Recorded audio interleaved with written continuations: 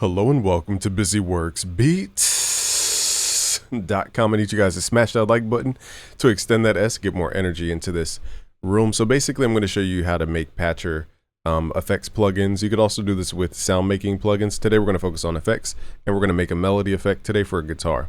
So as you can see, this is how complex it can get. I'm not showing the surface just so that you guys don't confuse it for something else. But basically this can get very complicated very easily. So I'll show you guys a simple way to think about it. So let's open up Patcher. Now, before we get started, you don't have to be a sound design expert, but you do, in order to make unique effects, you need to understand sound design. There's no shortcut for learning sound design. But anyhow, so when we open up effect, we can go to our mixer, which is this button here, and then we can open up an effect under a slot and then open up Patcher. Okay, so that's what I've done here. And if you guys don't see this, you can go to preset and then go to default, and then you should see what I see. So by default, when Patcher is on, like here's our audio. Okay, so when you guys turn Patcher on, it will go mute, and the reason is because we haven't connected the audio. So as I turn Patcher on, you guys won't hear anything. So the first step is understanding signal flow. The audio comes from FL Studio in the bottom left where it says from FL Studio. Wish we could scroll over, and then it says to FL Studio. So what we're doing is connecting the audio from FL Studio back to itself. Okay, so that's how we hear audio. So whenever you load up Patcher, it will go mute by default. Okay, so the first thing we need to do is that we can send signal somewhere. We can send the sound to different things. We have the back end and we have the front end called the surface. So the first thing we need to do is decide what we want to do. So in this case, we want to make a melody plugin, and we want unique effects. Let's do something that has something around the pitch of the audio. Let's right click and we can add a plugin here. On the left side are your generators, on the right side are your effects. You can't use generators under the effects, so let's use the effects plugins, and let's go to Fruity Delay 3. Fruity Delay 3, where is it at? Fruity Delay 3. Now this plugin does a lot more than delay. Now, as you guys can see, now the arrows are connecting from FL Studio to delay and then out to back to FL Studio. So by default, it's going to create a delay sound, but I'm going to show you guys how to manipulate this plugin to create a different sound. So let's right click and rename this so we know what the purpose of it is. Let's call this like pitch wobble. Okay. Now we're going to double click on the plugin to pull it up, and we need to set the initial settings for the plugin. So firstly, I want to turn the feedback level down. I want to turn delay time down. Now we're going to hear a phasey sound. That's because we have both the wet level and the dry level at the same time. So let's turn off the wet level. Now for this effect specifically, we want the wet level up. And this is why I said you guys need to understand sound design. We're going to get into it as to why, but basically we're going to turn the wet level up, turn dry level down. What this will do in Fruity Delay 3 is make everything else an effect. So for example, if I turn up the time modulation, it'll create a pitch wobble effect. So that's the effect we want to create. So let's right click the time knob here and let's activate this. Now, as you guys, let me see if I could deactivate from here. So if you look on the left side of Fruity Delay 3, it's an image of it, but then when I right click and activate a point, it adds this little red dot. So all the red dots need to be controlled with stuff from the surface level for the most part, or stuff inside of modulators. We'll just call them modulators, things that control other stuff. Okay, whether that's a knob, a button, you know, a formula controller, whatever it is, we need to have that red dot in order to change the value of this thing that we just activated, which is the time knob. Okay, so the yellow dot is audio, red dot is modulation stuff. So we need this thing to be modulated by something. So let's modulate it by, let's right click, and here's the secret. We're going to add a plugin here. Now I said before you can't add generators to effects. That's not true, because now we're going to add the Fruity Envelope controller. Okay, and what this will do is create a range. So I'll show you guys why. Firstly, let's go to surface. Let's right click and let's add a knob. We want to use this knob to control that parameter. So let's add the plus button. Let's go to control center. It's a lot easier in my opinion to use the control center to create knobs. I already have a knob that I created, but you guys could sit here and click through all this stuff until you get the knob you want. In short, I already have a knob that I like, which is right here.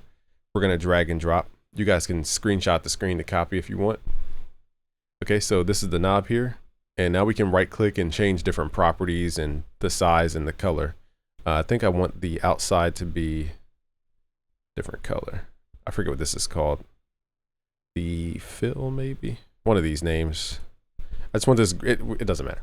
So basically you just keep changing colors until that gray part changes colors. Okay, so now that we have the knob there, we're gonna right click, we're gonna rename this. Let's call this wobble. So this will identify not only to us, but to the end user what this knob actually does. So we need the knob to control that parameter. So let's go back to the map. And now you'll notice this little red dot coming out of the surface. So the surface, we can now use these knobs to modulate or control other stuff. Now, most people will just connect the surface dot to this red dot here. Now, what does that mean? If I go back to the surface, click out of edit mode. If I turn this knob up, it will turn the time value up, which creates the wobble effect.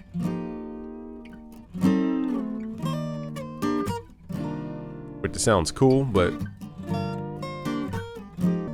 it's just kind of like a default sound. You can't really take it further. So here's where we're going to create what's called a range for this knob. So basically the knob just starts and ends, usually from 0 to like 100, meaning it starts somewhere, turns all the way up.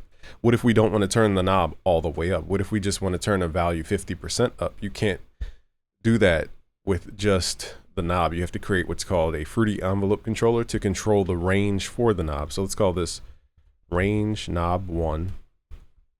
And let's connect this red dot with this Fruity Envelope controller. We're going to go to what's called Global Modulation X, because now we're going to go inside of here. We're going to switch this view to the Mod X view, which allows us to create our own custom range. And then we're going to go to the drop down. We need to create what's called a continuous output so that it doesn't keep resetting. And sometimes you have to mess with the base level, but in this case, we're not going to mess with that. So basically, when I turn it up to 100, it's going to be at 50% or whatever this is in the middle of this graph. If I turn it down to 0, it's going to be at the middle of the graph. To show you this, let's open up the knob. As I move my knob, you guys can see this little line going across. So now we can create custom values per, meaning if I turn the knob from 0 to 100, I can have it map into any number that I want at any specific time. So let's have this map from low all the way to high. Okay, so now that's 0 to 100. But what if I want to maximize the value on the output? I can lower this point so that now when I turn the knob from 0 to 100, it actually doesn't output 100. It outputs whatever percentage this is, 62%. So that's how you create a custom range. And this will change the whole way you guys use this patcher. So let me show you how to actually use this. Now we're going to right click, create an output, and we want articulator 1. Basically, you can create 8 different curvatures per Fruity Envelope controller. So you can use all 8 of these, 1, 2, 3. These all have different Mod X mappings. And I'll show you guys why that's important, because when you want to modulate different parameters at different like amounts, that's what I would mess with. So long story short, I know I'm kind of showing theory first, but let's show you guys what that means now. So now when I turn the knob up, it won't turn the time knob all the way to 100% because that will sound weird. Let's show you guys what that initially sounds like. So now I'm going to go. So basically I have it set to where the controller is like almost not even there. Okay, the range is not there. So now we're going to go from 0 to 100. I'll show you guys why you don't want this all the time, because now it's going to be super aggressive and extreme.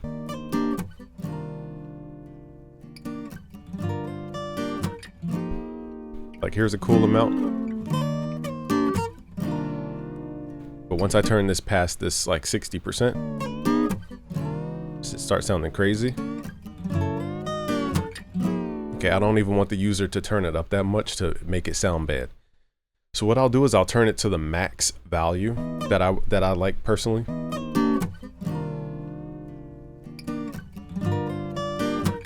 I say right about here. Okay, and then what we're going to do is right click and then copy this value. We're going to go back to the map, click inside the Fruity controller, and then we're going to right click and paste the value. And that will create the exact value amount, or it should. If it doesn't do it this way, we'll just do it a different way, but I'm pretty sure you can copy and paste. So now when I go back to the knob, because we created a custom range, the knob only goes up to where I set it as the max. So again, even though I'm turning the knob all the way from 0 to 100, it outputs a different value so that we're not actually turning the actual parameter we want to control. from 0 to 100 because it will make it sound weird. So now we're maxing it out. We're creating a custom range. That's why this Fruity Envelope controller will change everything you guys know about Patcher. So let's turn this up. So even on the max value, it doesn't sound jarring. Okay, so what else can we modulate inside of this delay plugin to make it sound cool? Let's try maybe some feedback. That just really amplifies the sound. I'm trying to think of something where maybe the offset.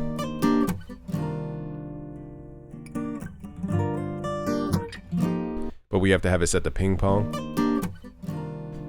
And the only thing about the stereo width is that we need the dry output at the same time. So here's where articulators are important, because we need to control 2 parameters at one time, or one knob to control multiple parameters.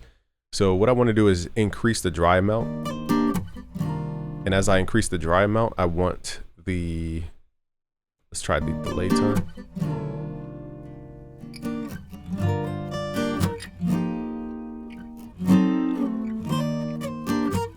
So I'm going to set everything where I want it to be at the final place. Okay, so now what we'll do, we need 3 articulators. We need one for the delay time. We're going to copy this value. We're going to right click. We're going to activate this, and we're going to link this to articulator 2. So let's double click in here. Range knob number 1. Let's go to 2, and we're going to paste the end value. Right click, paste. And then we're going to go bring it down to 0 because that's where it starts, is at 0. So now articulator 2, when I move the knob for wobble, it will also turn up multiple things all at the same time. So this is not just pitch wobble in this case. We're also adding like a chorusing to the sound. And so you can add different effects per one knob. So you can create custom effects basically. Okay, so anyhow, that is linked to 2. So now we need to create an output. Let's right click, go to output, controller, articulator 2, and then we're going to link articulator 2 to the specific thing that we want to modulate in this case, which is the delay time knob. So now when I move one knob, it controls 2 different things. You guys can visually see on the screen, I'm moving 2 things with one knob. And then we're also controlling the actual range so that these knobs that we're these parameters that we're controlling are not going from 0 to 100 in their values. They're going from 0 to a custom value. So that's why we have the envelope controller. So the next thing we need to modulate is the offset. Let's right click, activate this. Let's copy that value. Let's go back to our envelope. Let's go to articulator 3 now. And this articulator 3 will control the offset. So let's right click, paste, turn this to 0. Now we need to create an output. Let's right click, go to output controllers, articulator 3. And articulator 3 will control the delay time offset. And lastly, we need to get to the dry level. Let's right click, copy this value. And we need to right click, activate it so that we can modulate it or control it. And we need to go inside of the envelope controller, go to articulator 4 this time, and then paste the end value. That's where it ends, the max value. And then let's have it start at 0. Nextly, we need to create an output. So you guys will get in the habit of doing this. Go to articulator 4. And now we need to map articulator 4 to the output dry level. So now when I move this one knob, we're moving 4 parameters. So if you guys can see, at 0, it's this. Now I made a mistake here because the offset should not be panned to the left by default. So I actually need to have this at 50%. Okay, so whenever you have what's called a bipolar parameter, meaning it has negative values and positive values. In this case, I gotta cough real quick. In this case, a negative value would be panning the sound to the left, positive value would be panning the sound to the right. So let's go back to the range for the offset, which is, I believe, I forgot. So let's zoom in. And I kind of forgot. So this is the sucky part, is when you forget which thing, you got to follow the cable. But because we have 4 cables, it's kind of hard to see. I'm going to guess that it was articulator 3. Okay, so let's go to articulator 3. So the way I test this when I get confused with cables is I'll open up the plugin. I'll hit Alt, left click to open up the plugin. I'll open up the envelope here. I'll make sure I copy the value first, and then I'll move the parameter, and I'll go back to the knob, turn it up. So now I can see, okay, so this, I'm moving this parameter to see what I'm controlling. So in that case, I'm controlling the offset, which is important. Okay, so now I know that that's the right one. Instead of negative 100, we're going to pull this back to 0%, which is 50% in the middle. All right, so all that being said, basically 0 is now 50%. It's not 0 anymore. It's not negative 100.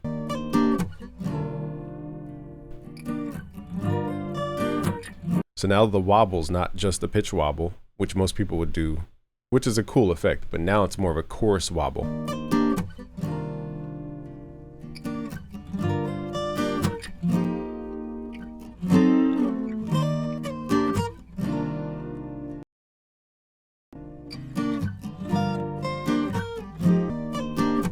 Okay, so let's add one more effect here. Let's add some kind of reverb.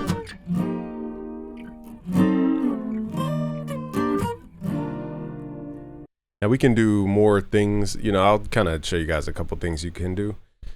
One of those things we can do is use Fruity Formula controllers to create randomness. But I'm trying to think, where can we add that? Maybe in the reverb, let's do that.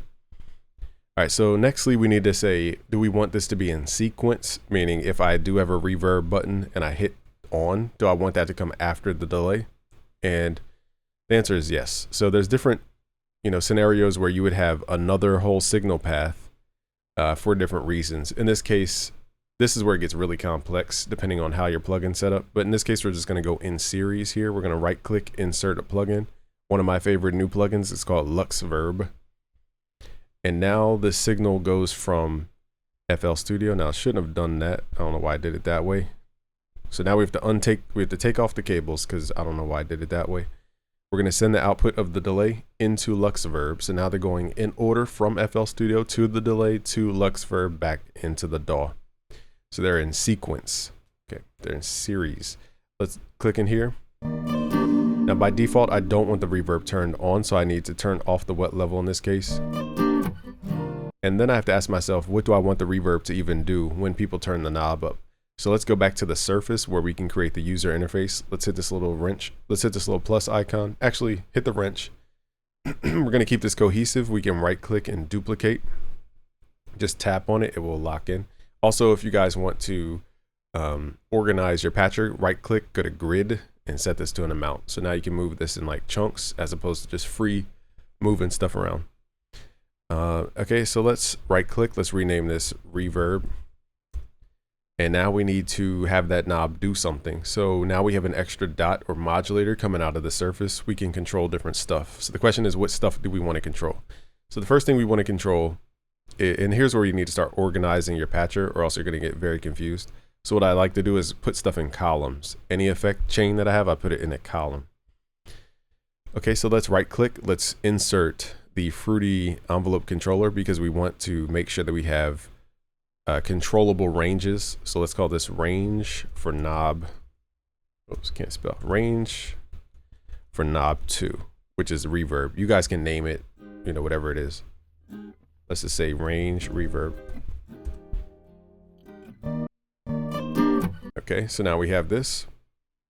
Now we're gonna grab the reverb modulation from the surface and drag it into the Fruity envelope controller. Go to Global Mod X, double click, and now we have to switch this to the Mod X view. Also make sure you click this drop down and go to continuous output or else it won't work the correct way. Okay, so now we need to figure out inside of the reverb, what do we want to control? So firstly, I want to control the wet level. So let's right click, activate this. I want to control the frequency modulation, which is like a pitch wobble effect over the reverb. Let's right click, create, activate. And what else do I want to control? I guess we can control the low cut, maybe. Actually, let's do feedback and the gain knob here. Let's right click, create, let's activate that. Okay, so everything's going to start at 0 for the most part. So let's pull this down to 0. And you guys could set it to its max value and then copy the value. Okay, so if you want this, just hit Alt, left click to reset, right click, copy the value for the wet level in that case. Now what I want this to do is I want the reverb wet level to go up, but the dry level to go down. So I actually need to create an inverse map in this case. So let me start doing it here. Let's double click inside of Mod X. We want 0 value, and then we need to paste the value of the reverb max, which is not 100, it's actually 28%. And now we need to right click, create an output. articulator 1 because we're on this first ModX map, which is under the number 1. And this will control the wet level for the reverb. So in the top left, you can read the values. So this says output wet level. We want to control that. But also too, I want to have the inverse, okay, because I want to turn down the dry level. So how do I do that? I can use the same controller under under articulator 2. So now what I'm going to do is paste the values opposite. So let's right click, paste. So it's going to start at 100% in the plugin and then turn down to 0. And then we want to map articulator 2 to the dry level here. So let's make sure we activate that if it's not activated. Output dry level, where's it at? I just saw it, here we go. Output dry level, and let's right click, go to output, controller, articulator 2. And now the second envelope will control the output dry level. So now basically what I'm saying to people who are trying to follow along is when I turn this reverb knob up, it turns the wet level up and then it turns the dry level down.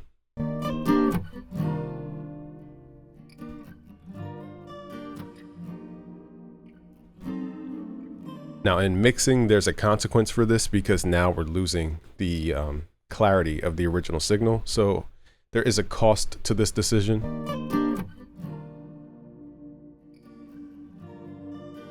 Okay, so now what I want to do here is mess with that gain knob. And this is why I said you can think of things in series or parallel. I don't have like time to go through every little thing about sound design here, but basically if we were to do that in parallel, we would still have our original signal. We wouldn't have to kind of make them go against each other. So here we have the feedback we need to articulate. So let's create the max value for the feedback, which is, let's just turn it all the way up so we can hear it. So I think that's a good max level. Let's right click, let's copy that value and let's double click. Let's go to articulator 3, paste the end value, right click, hit V or paste. And we want this at 0. And then the max is at, 25% in that case, which is this value here. Okay, when it says 63 in the plugin, it's really 23% or whatever it was. It's not 100%. If it was 100%, it'd be all the way up. So I want it to stop there, is what I'm saying. And now we're gonna right click, go to output, controller, articulator 3, drag this over top of the feedback gain level in that case. So now when I move the knob for reverb, 100% is gonna turn that.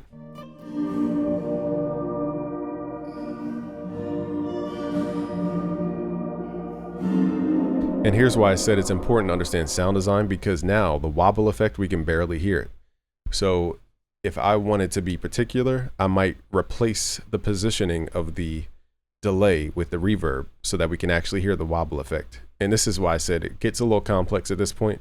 But basically now I want the sound to go from FL to the reverb and then from the reverb to the delay, so which has the final control over the pitch, and then back to FL Studio. So now when I turn on the reverb,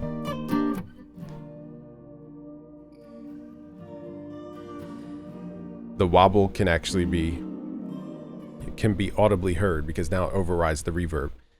So let's say we don't want the dry level to go all the way down to 0. Let's double click in here. Let's find the value here and let's make it not 0. So now I'm changing the max value. So basically when I turn up the knob, it won't turn the dry level all the way down. It will turn it like somewhat down, but not all the way down.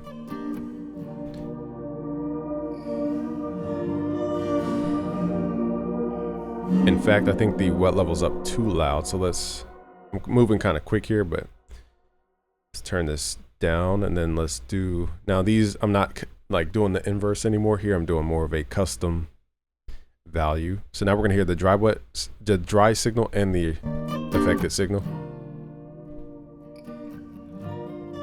And here's where your ears, the sound designers, to come in. So now I'm not turning them both completely up or down.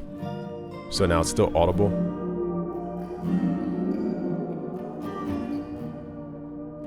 And now we can hear that wobble effect because it overrides the reverb.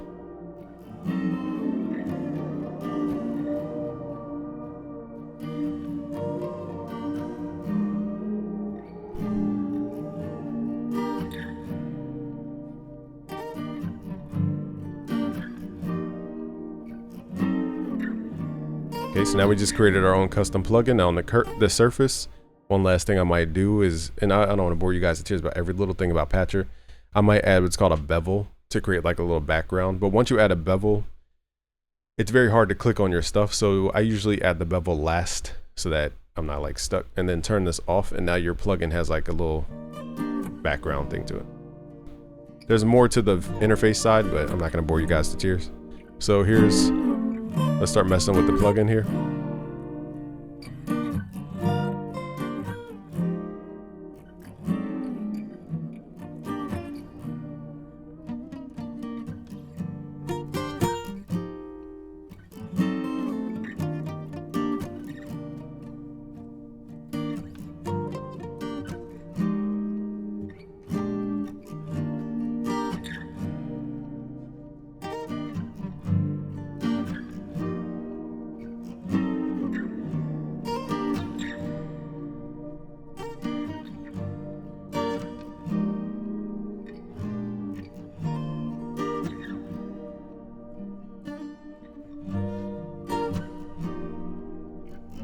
All right, let's do before and after. So here's before our effect.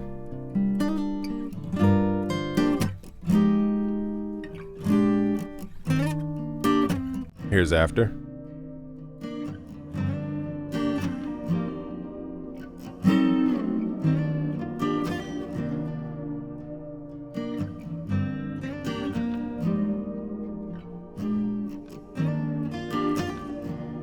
All right, so that's what you guys can do. And behind the scenes, we only use 1, 2, 3, 4 plugins to do it. One more thing about the map area is you can right click, and I forget how to do this. I think if you right click, go to view, and then go to latency, and then right click, go to view again, and then go to performance. Hold on, this thing lags a little bit. Let's go to view and then go to performance. It will give you this little graph in the bottom left here, where you can see how much CPU your effect chain is taking up, plus also any latency time, which is important because I made a plugin that had like 70 plugins on the back end, and basically when you hit play, it would take like a second to hear the audio. It's so much latency. So here's where you can monitor the actual CPU per plugin, and the most CPU is coming from Luxverb in this case. So total CPU is 11. All right, so that's how you can monitor if you're not being efficient with the building blocks, so to speak. All right, so that is Patcher on a whole different level. Now there's more levels to Patcher, but that's the basic kind of next level for most people, is understanding this Fruity Envelope controller and controlling things that way.